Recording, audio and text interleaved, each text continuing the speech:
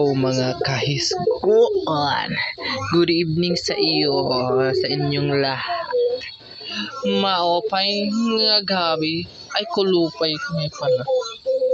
Magluluto kilugan pa na kay nanay. So i-flex ko na naman sa inyo aming mumunting banggera na gawa sa panggatong. Banggera po tawag namin dyan. Medyo ba baka luma na kasi low budget. Low budget pa ngayon yung idol nyo guys. So sa mga sumusuporta sa akin sa mga vlog ko, content ko, thank you po. Sana hindi po kayo magsawa at pag-suporta sa akin. Medyo yung bahay ko, konti pa rin yung followers. Pero kahit naman konti ng followers ko, masaya pa rin ako dahil may nasupport sa akin, di ba? So yung process, paano magluto ng mukha. I-shake lang ninyo po yung rice or bigas para hindi po siya ma-dry.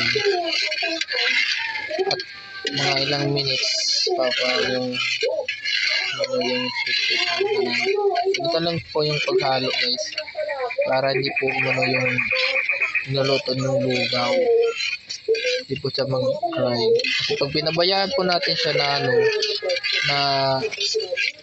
na kulo, hindi mo siya hinahalo, yun, nagda-dry siya. Hindi siya maglulugaw. Ito po yung pagluto ng mga bata, wag yung gagayahin to. Tayong mga natatakada lang pwedeng gumawa nito. Medyo nakakapangali ito pero okay lang. Para naman to kay nanay dahil si nanay may sakit siya. Kaya kailangan ganito. Ito yung kinakain niya, halo-halo lang tayo.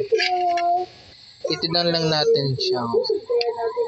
Pero ito, bigas pa lang siya. Bigas pa lang yan guys. Mamaya na yan lugaw.